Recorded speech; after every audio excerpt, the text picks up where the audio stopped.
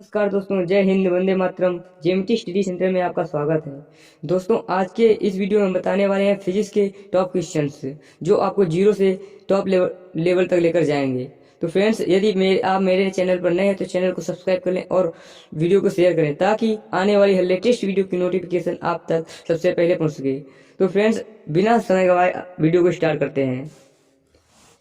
ये मेरा JMT study centre मेरा चैनल है, आप इसको सब्सक्राइब कर लें।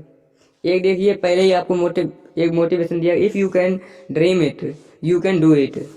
यदि तुम कोई स्वप्न देखते हो तो उसे तुम कर सकते हो, ऐसा तुम्हें विश्वास होना चाहिए, तभी तुम सफलता प्राप्त कर पाओगे। तो आइए वीडियो को स्टार्ट करते हैं। पहला क्वेश्चन दिया गया है कि ब्लासी पास्कल का संबंध किस मशीन से है। आपको इसका राइट आंसर बताना है। इसका राइट आंसर क्या होगा? राइट आंसर है, इसमें देखो दिया भी गया है, गणना करने वाली मशीन से ब्लासी पास्कल का संबंध है। आइए देखते हैं नेक्स्ट क्वेश्चन। नेक्स्ट क्वेश्चन बना दिया गया है, इलेक्ट्रॉन को सर्वप्रथम किसने पहचाना था? इलेक्ट्रॉन को पहचाना था जे थॉमसन ने। इसकी एक ट्रिक भी है, आपको ट्रिक भी बताएंगे कि एक ट्रिक है ईंट पर नाच। इसकी ट्रिक क्या है? ईंट पर नाच। इसकी ट्रिक है ईंट पर नाच। ई से क्या हो गया? इलेक्ट्रॉन, टी से थॉमसन, पी से प्रोटॉन, आर से रदरफोर्ड, ना से न्यूट्रॉन और चा से चैडविक। तो आपको इस ट्रिक को भी याद रखना है कि ईंट पर नाच इसकी ट्रिक है। चलिए देखते हैं आगे क्वेश्चन देखते हैं। सर्वप्रथम किस वैज्ञानिक ने बताया कि पृथ्वी सूर्य के चारों ओर घूमती है? तो ये बताया था हमारे कोपरनिकस साहब ने। ये किसने बताया था? कोपरनिकस साहब ने। आइए नेक्स्ट क्वेश्चन देखते हैं। नेक्स्ट क्वेश्चन दिया गया है, बॉल पॉइंट पेन का आविष्कार किसने किया था? यह आविष्कारक कौन थे? तो इसके राइट आंसर है वीरो ब्रदर्स। इसके right answer ball point pen का आविष्कार किया था। आइए देखते हैं नेक्स्ट क्वेश्चन। नेक्स्ट क्वेश्चन दिया गया अपना कि राइट बंधु किसके आविष्कारक माने जाते हैं? राइट बंधु जो है किसके आविष्कारक माने जाते हैं? तो वायुयान होते हैं, आपने देखे होंगे वायुयान, इसका आविष्कार किसने किया था? राइट बंधु साहब ने। आइए देखते हैं भाप के इंजन का आविष्कारक कौन था? भाप के इंजन का आविष्कार ये जाने माने पहचाने जेम्स वाट साहब से, जिन्होंने भाप के इंजन का आविष्कार किया। आइए देखते हैं कि कार का मात्रक क्या है? कार का मात्रक जूल है।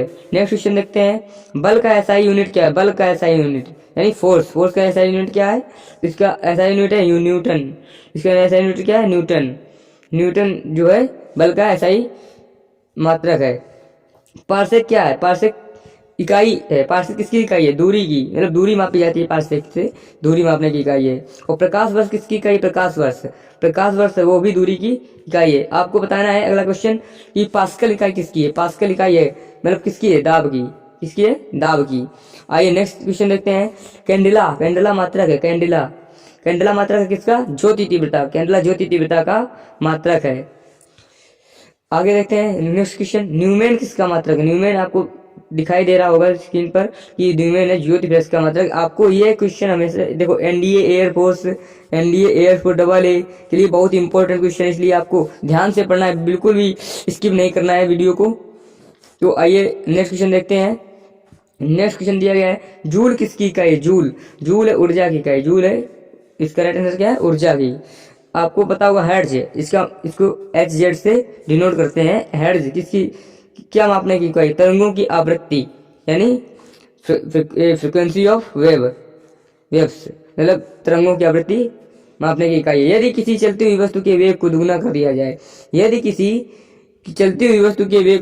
दिया जाए, तो उसका गतिज ऊर्जा क्या हो? उसकी गतिज ऊर्जा क्या होगी? तो मतलब क्या हो जाती है? 4 गुनी हो जाती है, क्योंकि आपको पता होगा K बराबर 1/2 mv²।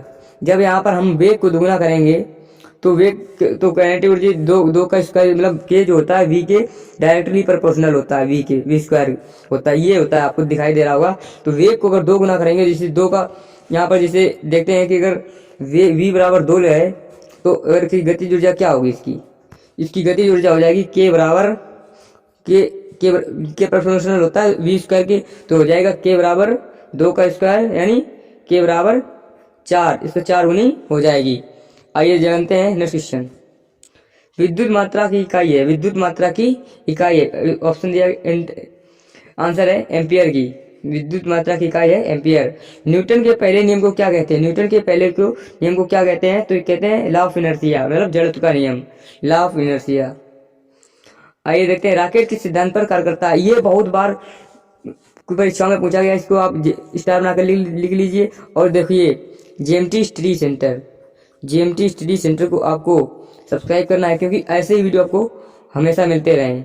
तो राकेट किस सिद्धांत पर कार्य करता है, तो राकेट किस सिद्धांत पर करता है, न्यूटन के तृतीय नियम, न्यूटन के तृतीय नियम पर। आइए देखते हैं प्रेशर कुकर में खाना कम समय में क्यों पक जाता है, प्रेशर कुकर में खाना कम समय में क्यों पक जाता है। आपको ये क्वेश्चन नॉर्मली ये आपको पता होने चाहिए, ये कंसेप्चुअल क्वेश्चन है, ये आपको हमेशा ये conceptual question NDA air force navy में पूछे जाते हैं। तो इसका आंसर देखिए, अधिक दाब के कारण उबलते पानी का ताप बढ़ जाता है। अधिक दाब के कारण जब दाब अधिक पड़ेगा तो उबलते पानी का ताप बढ़ जाएगा, ताप बढ़ जाएगा तो खाना कम समय में पक जाता है।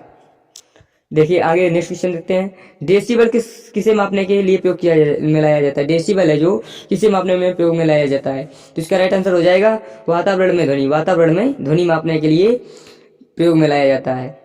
तो आपको नेक्स्ट क्वेश्चन देखना है। नेक्स्ट क्वेश्चन है, सूर्य पर ऊर्जा का निर्माण होता है, सूर्य पर ऊर्जा का निर्माण होता है तो नाभिकीय संलयन द्वारा, नाभिकीय संलयन द्वारा।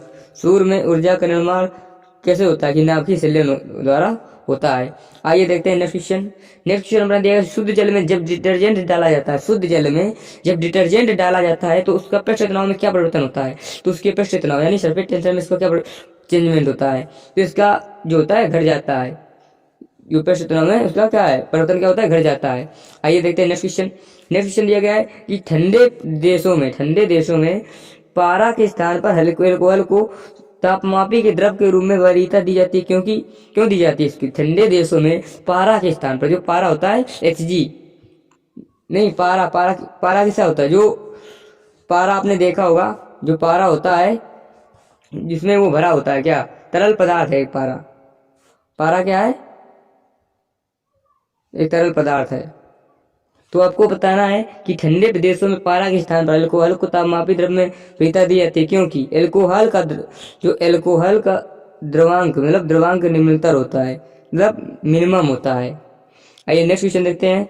नेक्स्ट क्वेश्चन दिया गया है, गैसों के दाब मापन के लिए किस यंत्र का प्रयोग किया जाता है, गैसों के दाब मापन के लिए किस यंत्र का प्रयोग किया जाता है, तो इसका राइट आंसर है कि मैनोमीटर का प्रयोग किया जाता है। आइए देखते हैं नेक्स्ट क्वेश्चन, फेदोमीटर का उपयोग किस राशि मापने में किया जाता है, तो आपको बताना है कि फेदोमीटर का उपयोग किस राशि को मापने में किया जाता है। तो आपको पता होगा समुद्र की गहराई, जब जो समुद्री मतलब जो मछुआरे लोग होते हैं या तो ऊपर की जहाज जाते हैं उसमें नेवी वाले, तो उसमें क्या होता है कि कितनी गहराई तक पनडुब्बी से पानी में जा रही है, तो उसकी गहराई मापने के लिए किसका प्रयोग किया जाता है, फेदोमीटर का प्रयोग किया जाता है। आइए देखते हैं नेक्स्ट क्वेश्चन कि हाइग्रोमीटर क्या मांगता है, हाइग्रोमीटर है क्या मांगता है, वो मांगता है अपेक्षिक आर्द्रता। आइए देखते हैं अल्टीमीटर किस राशि को मापता है, अल्टीमीटर किस राशि को मापता है, तो इसका राइट आंसर हो जाएगा ऊंचाई को। आइए देखते हैं नेक्स्ट क्वेश्चन। अपना नेक्स्ट क्वेश्चन दिया गया, रेक्टर पैमाने का उपयोग किस राशि को मापने में किया जाता है, रेक्टर पैमाने का उपयोग किस राशि को मापने में किया जाता है, तो रेक्टर पैमाने का उपयोग भूकंप की तीव्रता मापने में किया जाता है, भूकंप की तीव्रता मापने में किया जाता है।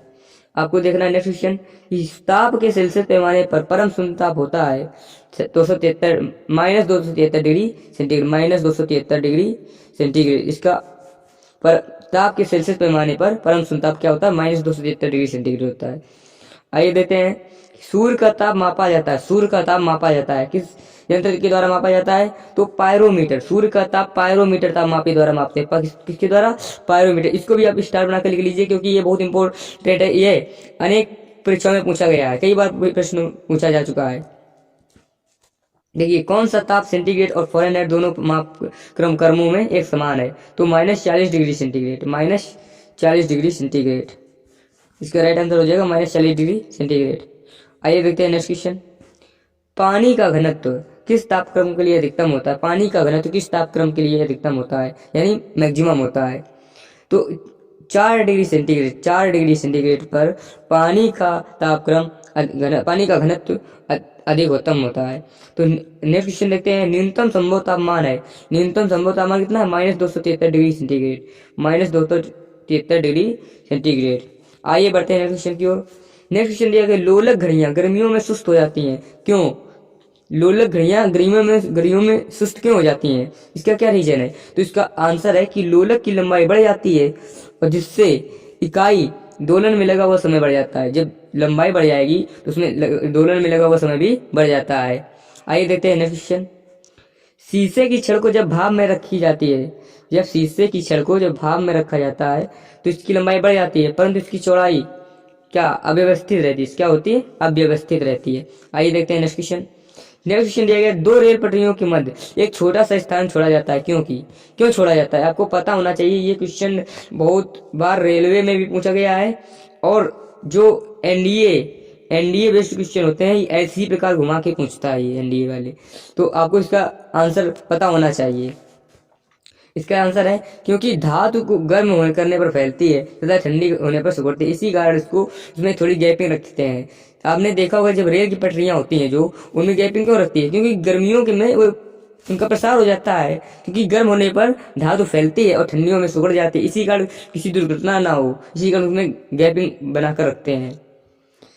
आइए देखते हैं नेक्स्ट क्वेश्चन। नेक्स्ट क्वेश्चन दिया गया है, बोलोमीटर मापने की एक युक्ति है, बोलोमीटर मापन की एक युक्ति है, तो बोलोमीटर ऊष्मीय विकिरण की एक युक्ति है, ऊष्मीय विकिरण की एक युक्ति है।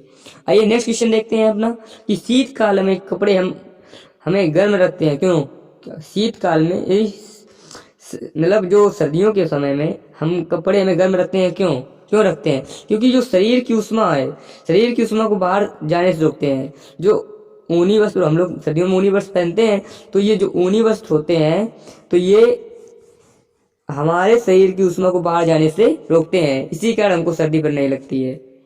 जब वो कपड़े पहने होंगे तो उष्मा जब बाहर नहीं जाएगी तो सर्दी नहीं लगेगी, अगर उष्मा बाहर निकलती होती तो सर्दी लगती। आइए देखते हैं, ऊनी कपड़े सूती कपड़े की अपेक्षा अधिक गर्म होते हैं, क्योंकि वे अच्छे ताप के अच्छे रोधक होते हैं। आपको नेक्स्ट क्वेश्चन देखना है, बर्फ के दो टुकड़ों को आपस में दबाने पर टुकड़े आपस में चिपक जाते हैं, क्यों चिपक जाते हैं? तो इसका राइट आंसर होगा क्योंकि दाब अधिक होने पर बर्फ का गलनांक घट जाता है, क्योंकि दाब अधिक होगा जब तो बर्फ का गलनांक ऑटोमेटिक घट जाता है। आइए देखते हैं नेक्स्ट क्वेश्चन। घर में पंखा चलाने से आराम महसूस होता है, क्यों? घर में पंखा चलाने से आराम महसूस होता है, क्यों महसूस होता है? क्योंकि हमारा पसीना तेजी से वाष्पीकृत होता है, इसीलिए हमें आरामदायक महसूस होता है। अगले नेक्स्ट क्वेश्चन देखते हैं कि पनडुब्बी के अंदर से समुद्र की सतह देखने के लिए किस यंत्र का प्रयोग किया जाता है?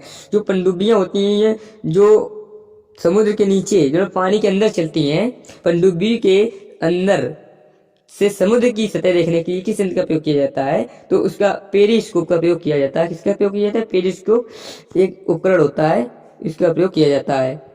तो आपको देखना है नेक्स्ट क्वेश्चन दिया गया है, एंटोमोलॉजी का संबंध किससे है? एंटोमोलॉजी का संबंध किससे है? तो इस ऑप्शन आंसर है इसका किरणों से। आइए देखते हैं नेक्स्ट क्वेश्चन। नेक्स्ट क्वेश्चन दिया गया है, टेलीस्कोप क्यों प्रयोग किया जाता है? तो टेलीस्कोप का प्रयोग क्यों किया जाता है? क्योंकि दूर की वस्तुओं को देखने के लिए प्रयोग किया जाता है, यह दूर की वस्तुओं को देखने के लिए प्रयोग किया जाता है। आपको नेक्स्ट क्वेश्चन देखना है कि ऑर्निथोलॉजी क्या है? ऑर्निथोलॉजी क्या है? पक्षियों के अध्ययन को ऑर्निथोलॉजी कहते हैं। आइए नेक्स्ट क्वेश्चन देखते हैं। नेक्स्ट क्वेश्चन दिया गया अपना कि इकोलॉजी का संबंध किससे है? इकोलॉजी का संबंध किससे है? तो इसका राइट आंसर है जीव और उनके वातावरण के संबंध से। किससे है? जीव और उनके वातावरण से है। मेटियोरोलॉजी किससे संबंधित है? मेटियोरोलॉजी किससे संबंधित है? तो इससे है मौसम से है। आइए देखते हैं नेक्स्ट क्वेश्चन। नेक्स्ट क्वेश्चन है, ध्वनि तरंगों की प्रकृति कैसी होती है? ध्वनि तरंगों की प्रकृति कैसी होती है? तो अनुदैर्घ्य यानी लॉन्गिट्यूडनल होती है। आइए देखते हैं नेक्स्ट क्वेश्चन। प्रासर्भ तरंगें मनुष्य द्वारा नहीं सुनी जाती हैं। प्रासर्भ तरंगें मनुष्य द्वारा नहीं सुनी जाती हैं, क्यों नहीं सुनी जाती हैं? आपको पता होगा क्योंकि इनकी जो फ्रिक्वेंसी होती है 20,000 हर्ट्ज से अधिक होती है, 20,000 हर्ट्ज से अधिक होती है। प्रासर्भ तरंगें मनुष्य द्वारा नहीं सुनी जाती, इसीलिए।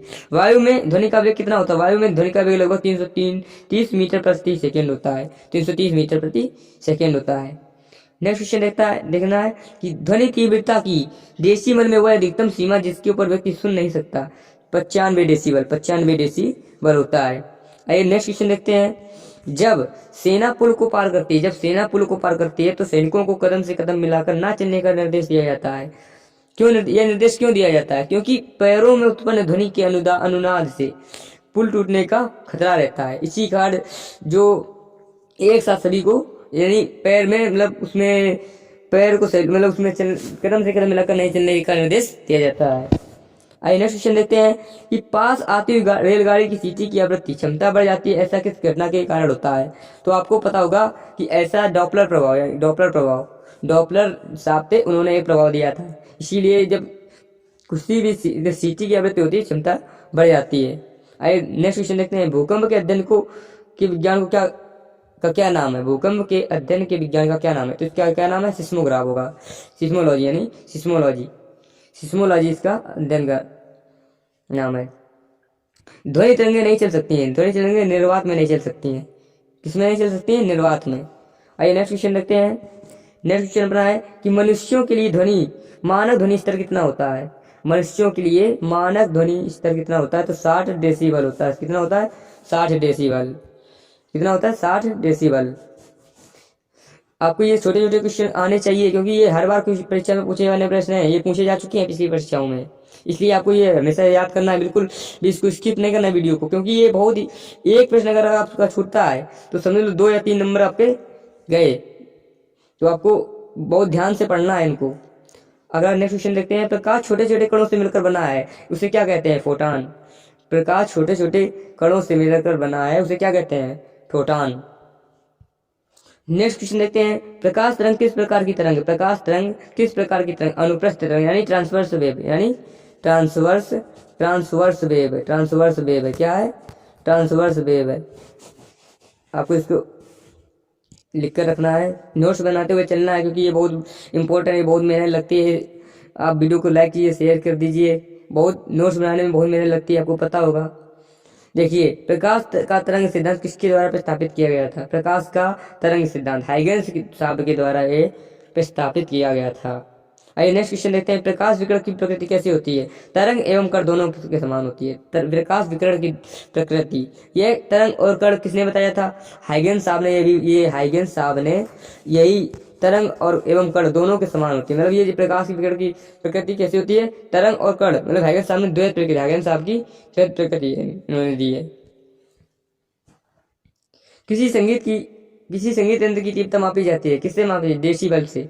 आपको नेक्स्ट क्वेश्चन देखना है, पानी से भरे गिलास में बर्फ का एक टुकड़ा तैर रहा है, टुकड़े को पूरा पिघल जाने पर गिलास में पानी का तल कैसा हो जाता है? अपवर्तित रहता है, कोई चेंजमेंट नहीं होता है।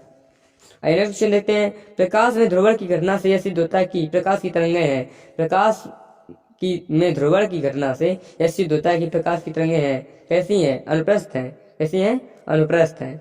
आइए नेक्स्ट क्वेश्चन देखते हैं कि प्रकाश का वेग सर्वप्रथम किसने ज्ञात किया? प्रकाश का वेग सर्वप्रथम किसने ज्ञात किया था? तो इसमें ज्ञात किया था रोमर साहब ने। किसने ज्ञात किया था? रोमर साहब ने। आइए नेक्स्ट क्वेश्चन देखते हैं, प्रकाश का वेग किसमें अधिकतम होता है?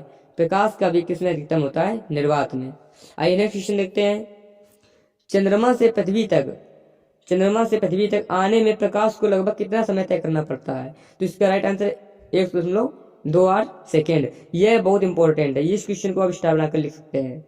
आइए देखते हैं नेक्स्ट क्वेश्चन कि सूर्य का प्रकाश हमारे पास लगभग कितने समय में पहुंचता है? ये दोनों एक प्रश्न है, इनको आप मोस्ट इंपॉर्टेंट के लिए लिख लीजिए, क्योंकि बहुत बार परीक्षाओं में पूछे जाने वाले प्रश्न है ये, तो हम इनको मोस्ट इंपॉर्टेंट लिख लेना है। तो इसका कितना राइट आंसर हो जाएगा? 8 मिनट। इसका राइट आंसर हो जाएगा 8 मिनट। आइए देखते हैं नेक्स्ट क्वेश्चन।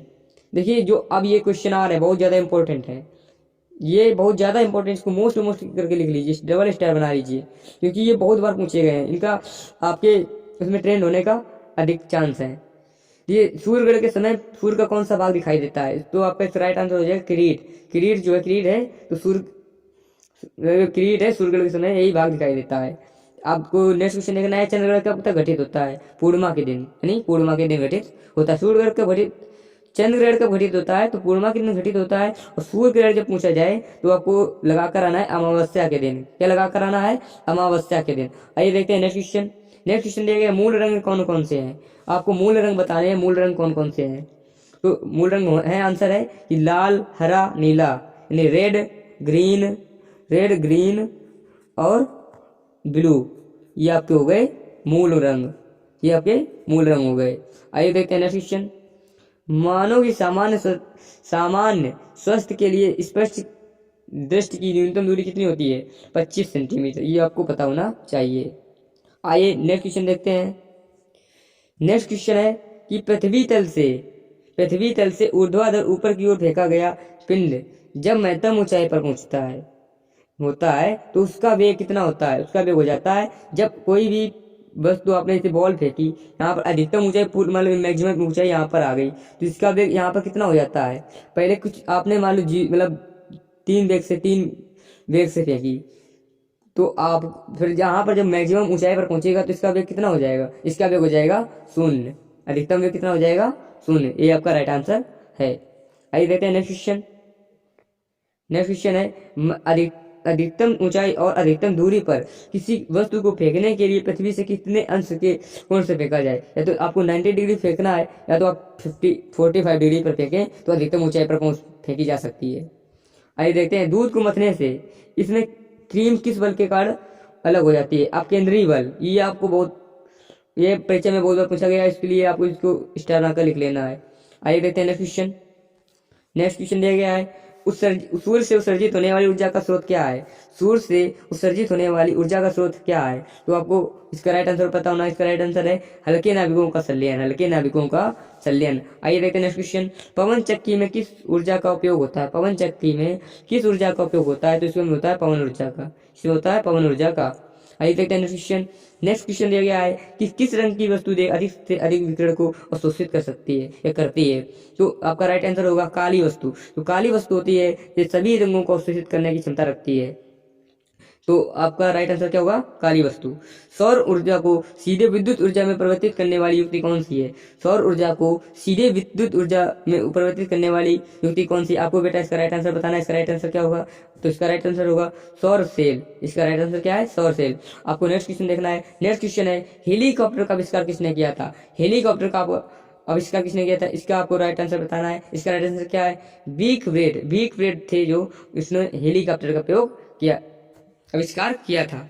आइए देखते हैं नेक्स्ट क्वेश्चन। नेक्स्ट क्वेश्चन दिया गया है कि रडार के आविष्कारक कौन थे। रडार क्या होता है, जो समुद्र में जो गहराई मापने वाला यंत्र है, तो रडार उसको कहते हैं। टेलर और यंग साहब ने, 2 लोग थे, टेलर और यंग, तो 2 लोगों ने इस रडार का आविष्कार किया था। आइए देखते हैं नेक्स्ट क्वेश्चन। नेक्स्ट क्वेश्चन क्या है, नोबेल पुरस्कार अल्फ्रेड नोबेल के नाम से पर शुरू किया हुआ, जिन्होंने खोज की थी, किसकी खोज की थी, डायनामाइट की खोज की थी। आइए देखते हैं नेक्स्ट क्वेश्चन। नेक्स्ट क्वेश्चन दिया गया है, तड़ित चालक के आविष्कार कौन है। तड़ित चालक के आविष्कार कौन है, बेंजामिन फ्रैंकलिन। इसका राइट आंसर होगा बेंजामिन फ्रैंकलिन। आइए देखते हैं नेक्स्ट क्वेश्चन। नेक्स्ट क्वेश्चन अपना दिया गया है, टेलीविजन का आविष्कार किसने किया था। टेलीविजन का आविष्कार किया था जेल बेयर्ड ने। आपको इसका राइट आंसर पता होना चाहिए, क्योंकि ये भी बहुत क्वेश्चन इंपॉर्टेंट है, टेलीविजन का आविष्कार किसने किया था। आइए देखते हैं नेक्स्ट क्वेश्चन। नेक्स्ट क्वेश्चन देखिए, एक्सरे का आविष्कार किसने किया। एक्सरे का आविष्कार किया था रांटजन ने एक्सरे का आविष्कार किया था।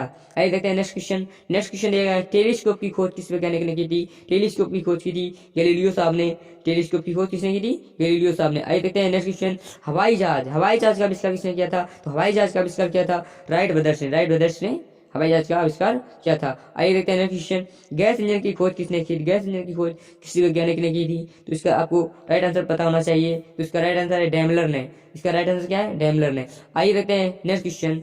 नेक्स्ट क्वेश्चन है कि परमाणु बम का विकास किसने किया। परमाणु बम का विकास किसने किया, तो इसका राइट आंसर है जे रॉबर्ट ओपनहीमर। इसका राइट आंसर क्या है, जे रॉबर्ट ओपनहीमर ने परमाणु बम का विकास किया था। आइए देखते हैं नेक्स्ट क्वेश्चन। लेजर का आविष्कार किसने किया था, तो लेजर का आविष्कार किया था टी.एच. मेमन। तो आइए देखते हैं नेक्स्ट क्वेश्चन के बारे में। नेक्स्ट क्वेश्चन दिया गया है, इलेक्ट्रॉन सूक्ष्मदर्शी का आविष्कार किसने किया था। इलेक्ट्रॉन सूक्ष्मदर्शी का आविष्कार किया था नोल और रूस्का ने। तो आइए देखते हैं नेक्स्ट क्वेश्चन। कंप्यूटर का जनक समझे जाने वाले प्रथम व्यक्ति कौन थे, यानी व्यक्ति कौन है, तो उसका राइट आंसर होगा बेबेज। तो इसका राइट आंसर है बेबेज। आइए देखते हैं नेक्स्ट क्वेश्चन। जेट इंजन का आविष्कार किसने किया था। तो इसको आपको राइट आंसर बताना है। इसका राइट आंसर है फ्रैंक वी हेटले ने जेट इंजन का आविष्कार किया था। आइए देखते हैं नेक्स्ट क्वेश्चन। हाइड्रोजन बम का आविष्कार किसने विकसित किया, तो एडवर्ड टेलर ने हाइड्रोजन बम को विकसित किया था। आइए देखते हैं नेक्स्ट क्वेश्चन दिया गया है कि माइक्रोफोन का आविष्कार किसे माना जाता है। माइक्रोफोन का आविष्कारक किसे माना जाता है, तो ग्राहम बेल को माइक्रोफोन का आविष्कारक माना जाता है। आइए देखते हैं नेक्स्ट क्वेश्चन। नाभिकीय रिएक्टर की खोजकर्ता कौन है, तो इसका आपको राइट आंसर बताना है कि नाभिकीय रिएक्टर की खोज किसने की थी, तो इसका right answer Enrico Enrico Fermi ने नाभिकीय रिएक्टर की खोज की थी। आइए देखते हैं नेक्स्ट क्वेश्चन, वायरलेस का आविष्कार किसने किया था? तो वायरलेस का आविष्कार किया था मार्कोनी साहब ने।